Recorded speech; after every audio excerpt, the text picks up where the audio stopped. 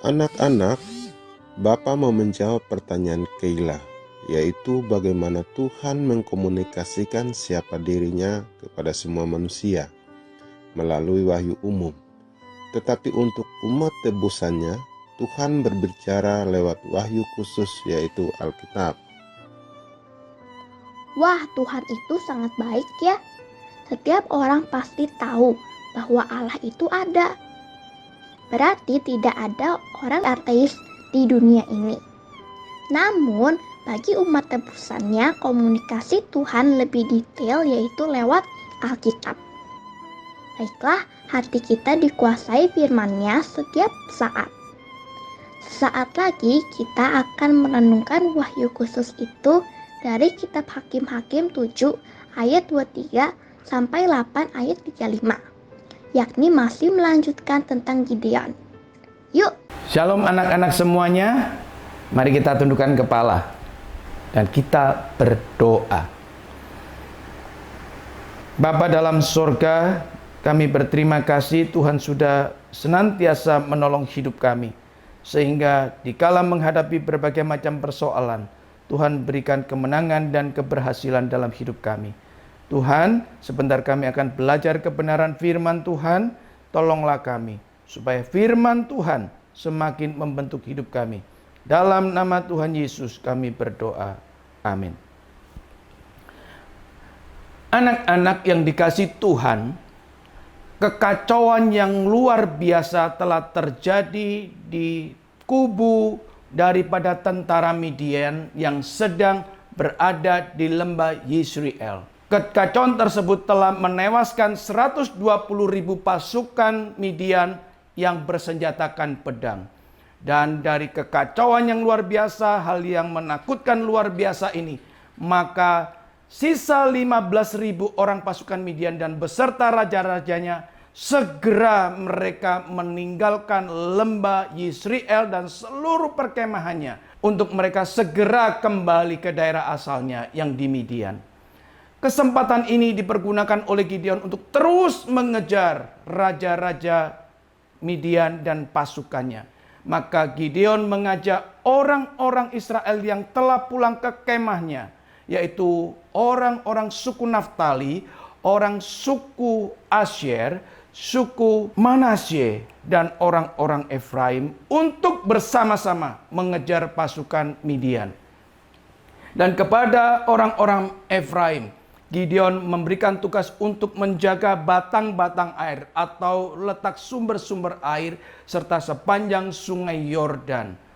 Dan ada keberhasilan yang gemilang yang diperoleh oleh orang Efraim. Mereka berhasil menangkap 2 raja orang Midian, yaitu Oreb dan Zeeb.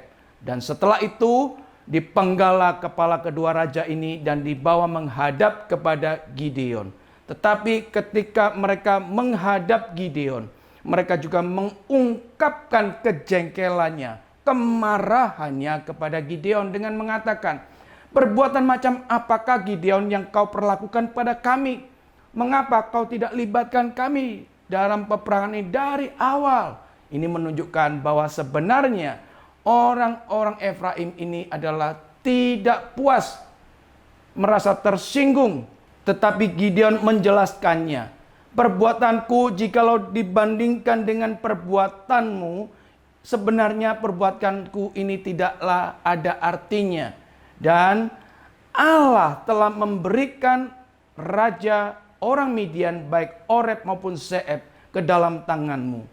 Perkataan daripada Gideon ini meredakan amarah daripada orang-orang Efraim. Anak-anak yang dikasihi Tuhan, dari perkataan Gideon ini boleh diketahui bahwa orang-orang Efraim tidak menyadari kalau mereka berhasil menangkap kedua raja tersebut, itu merupakan kasih karunia Tuhan. Ketika itu Gideon dan ke-300 pasukannya dalam keadaan yang lelah, dalam keadaan yang lapar, tetapi harus tetap mengerjakan tugas yang diperintahkan Tuhan. Mereka mengejar Zalmuna dan Seba ke seberang sungai Yordan. Ketika itu Gideon segera menyeberang sungai Yordan dan sampailah di Sukot. Ketika sampai di Sukot, Gideon meminta kepada penduduk kota itu agar memberikan roti untuk mengisi rasa lapar daripada pasukannya. Tetapi orang-orang Sukot ini menolaknya dan mengejek daripada Gideon dengan mengatakan, "Mengapa kami harus memberi engkau roti? Apakah Salmuna dan Seba sudah ada di tanganmu?"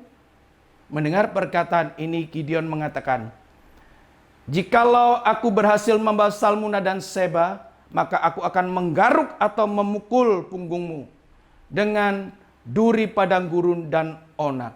Maka segera Gideon meninggalkan tempat itu dan menuju ke Penuel. Di Penuel, Gideon juga memohon kepada penduduk kota tersebut untuk memberikan roti kepada pasukannya. Tetapi perkataan orang-orang Penuel sama dengan di Sukot. Mereka menolak serta mengejeknya. "Mengapa kami harus memberikan roti? Apakah Salmuna dan Seba ada di tanganmu?" Gideon mendengar perkataan ini, Gideon menjawabnya, "Jikalau aku berhasil membawa Salmuna dan Seba, maka aku akan merobohkan menara kota ini." Setelah itu, maka Gideon dan ke-300 pasukannya segera berangkat meninggalkan Penuel, menuju untuk mengejar daripada tentara Midian dan 2 raja yang bernama Salmuna dan Seba. Saat itu Salmuna dan Seba hanya dikawal oleh 15.000 pasukan. Singkat cerita, maka Gideon berhasil menangkap Salmuna dan Seba, sedangkan tentara yang mengawalnya ada yang terbunuh dan ada yang lari kocar-kacir atau tercerai-berai.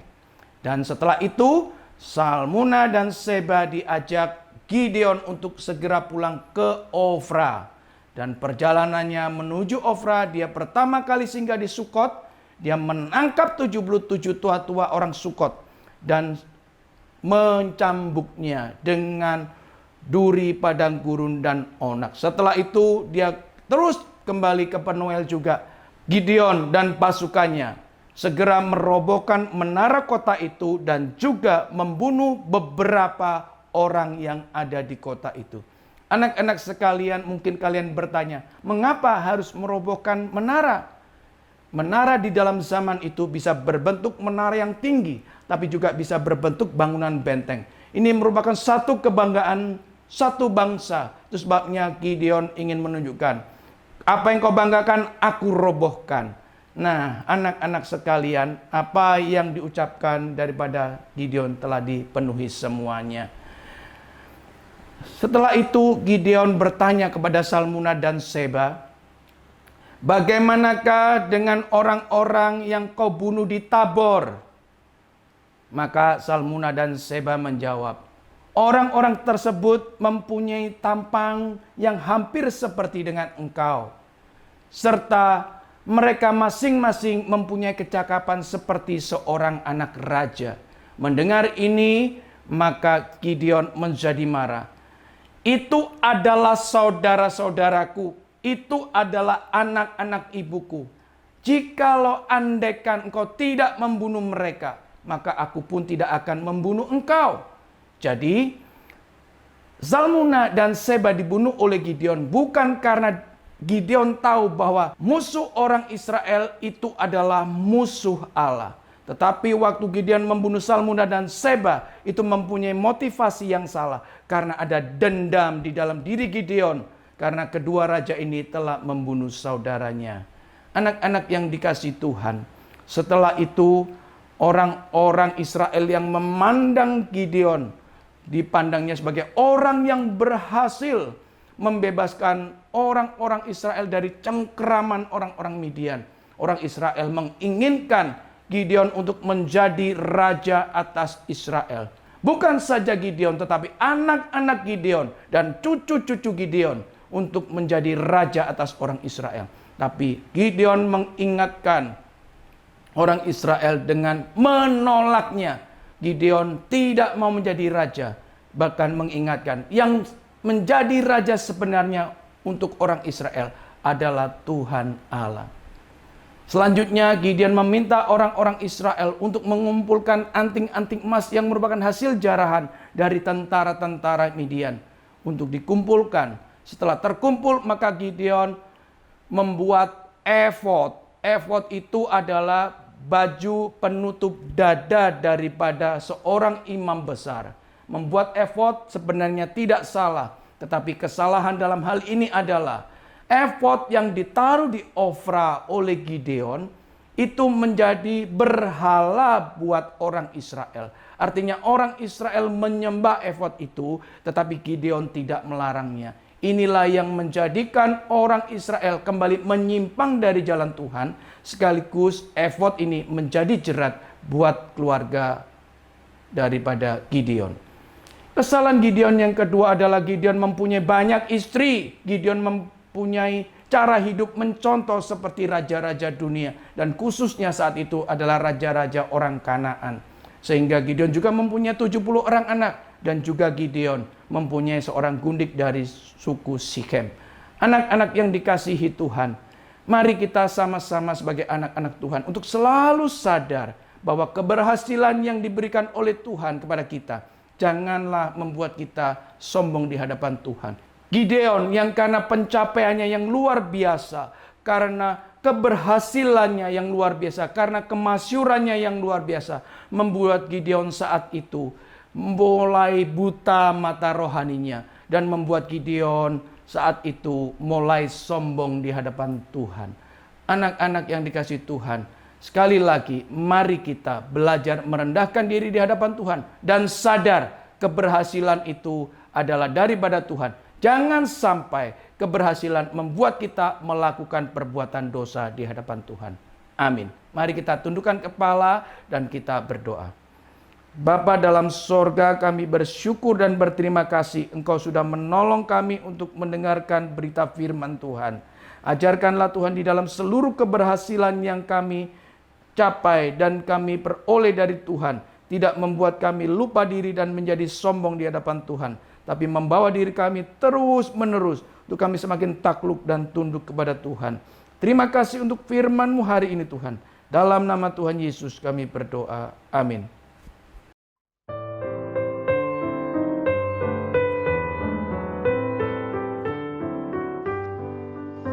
Teman-teman, apakah pernah menjadi juara kelas atau memenangkan berbagai kompetisi? Apa yang kalian rasakan ketika menjadi pemenang? Apa juga yang kalian rasakan ketika kalah? Bagi orang percaya, tidak ada tuh yang namanya menang atau kalah, sukses atau gagal. Kok bisa, Pak? Ya benar juga sih, karena tugas kita adalah berjuang sebaik mungkin. Nah, kalau menang seperti Gideon hari ini, malah bisa membuat orang yang tadinya rendah hati menjadi sombong. Kan bahaya. Dan sebaliknya, jangan sampai kita terpaku pada kekalahan. Karena kalah itu juga membuat kita hanya berfokus pada diri sendiri. Itu juga sombong versi lain. Jadi Keila, yang penting kita taat pada Tuhan dan firman-Nya. Besok persiapkan diri dengan membaca dari Hakim-Hakim pasal 9. Goodbye.